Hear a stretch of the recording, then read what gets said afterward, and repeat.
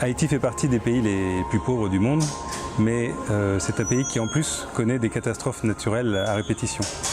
Et comme vous le savez, le 12 janvier 2010, il y a eu ici un énorme tremblement de terre qui a fait environ 300 000 morts. Alors 300 000 morts, c'est juste colossal. La moitié du gouvernement est mort, l'évêque de Port-au-Prince est mort. Et puis il faut imaginer une situation où en 7 secondes, tout s'écroule autour de vous. Si votre maison brûle, c'est une catastrophe, mais quand vous sortez dans la rue, tout est normal autour de vous. Là, votre maison s'effondre et quand vous sortez, il n'y a plus rien autour de vous. Donc c'est une catastrophe qu'on a du mal à imaginer. Après, tu vois des gens qui sortent des maisons, toutes sales, tu vois les tôles qui dansaient comme ça, ils voltigeaient partout. Et toutes les gens dans la rue couraient et tombaient.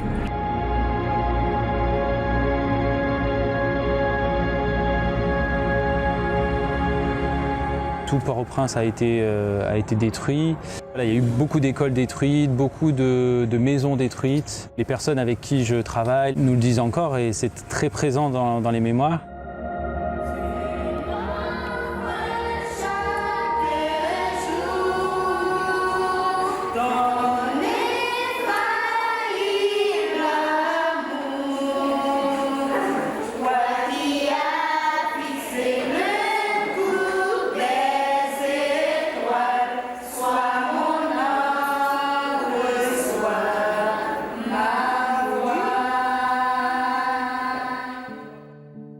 Dans la suite de cette catastrophe, il y a évidemment eu une nécessité de reconstruction qui s'est déployée sur plusieurs années. Nous avons 2 volontaires, Pierre et Mathieu, qui sont chez les Sœurs de Saint-Joseph de Cluny et les Salésiennes pour aider à la construction de bâtiments scolaires qui ont été pour la plupart détruits après le séisme.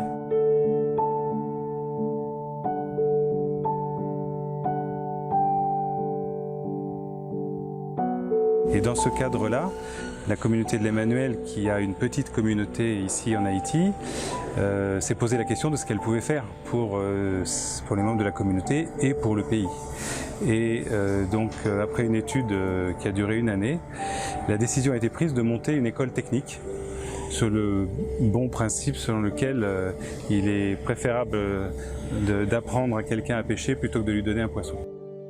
On a pu très vite lancer la construction de l'école, faire venir des volontaires FIDESCO, des ingénieurs, différents volontaires avec des compétences nécessaires pour la construction et pour la gestion de cette école.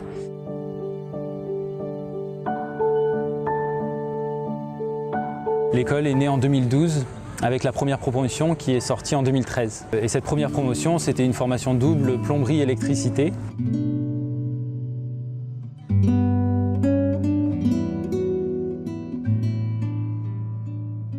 Haïti aujourd'hui est un immense chantier.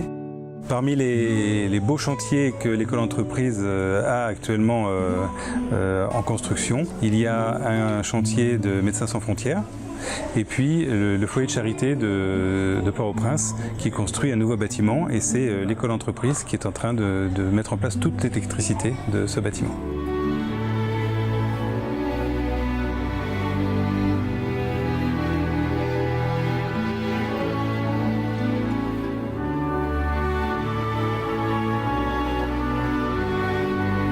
L'école a reçu l'appel d'offres, on fait ce chantier et nous avons Madame Jérémy qui est notre chef de chantier qui nous donne des conseils de plus, qui nous visite, En fait, il est comme une complément. Et donc aujourd'hui, on commence à récolter tous ces fruits, ces chantiers que nous récupérons, c'est grâce à cette renommée que commence à avoir l'école. Ça leur permet aussi de pouvoir avoir une première expérience parce que ça change entre un chantier et la salle de TP. Dans le domaine de la construction, toutes ces catastrophes qui se sont succédées dans l'histoire d'Haïti font que les Haïtiens, finalement, n'imaginent pas qu'ils puissent avoir un avenir dans leur pays. Et donc, pour eux, ça veut dire que l'avenir est ailleurs. Donc tout l'enjeu, il est de former des personnes qui vont avoir le désir de rester dans le pays. Et pour ça, il faut qu'on leur donne les moyens d'en vivre.